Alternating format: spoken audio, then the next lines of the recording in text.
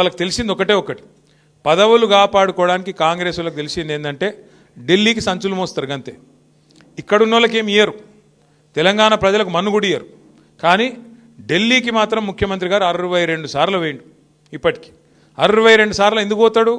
మన కోసమో రాష్ట్రం కోసమో కాదు, పోయేది కేవలం సంచులు మోసుకపోవాలి, జీ హుజూర్ అనాలి, సల్యూట్ కొట్టాలి, నా పోస్టు జర దండం పెడతా, ఇంకో 4 రోజులు ఉంచు, నీకింత నాకింత అని మాట్లాడుకోవాలి, ఆడ మూట పెట్టాలి, దండం పెట్టాలి, రావాలి అమ్మాయి అనుకుంటా. ఇది ముందే చెప్పినాం. ఇది కూడా మనం ఢిల్లీ పార్టీలకు మన జుట్టిస్తే తెలంగాణ ఆగమవుతుంది, మన జుట్టు అలా చేతులు పెడితే తెలంగాణ ఆగమవుతుంది. కాంగ్రెస్ వాడైనా బీజేపీ అయినా ఒకటి సంచులు మోసేటోడు, ఇంకోటి చెప్పులు మోసేటోడు, పెద్ద తేడా ఏం లేదు. ఒకళ్ళేమో సంచులు మోసే పార్టీ, ఇంకోటేమో చెప్పులు మోసే పార్టీ. అమిత్ షా రాగానే చెప్పులు ఎక్కడిపుతారా అని తిరుగుతున్నాడు ఒక ఆయన వెనక.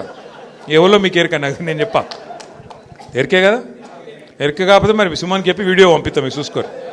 ఒకటేమో సంచులు మోసే పార్టీ, ఇంకొకటేమో చెప్పులు మోసే పార్టీ.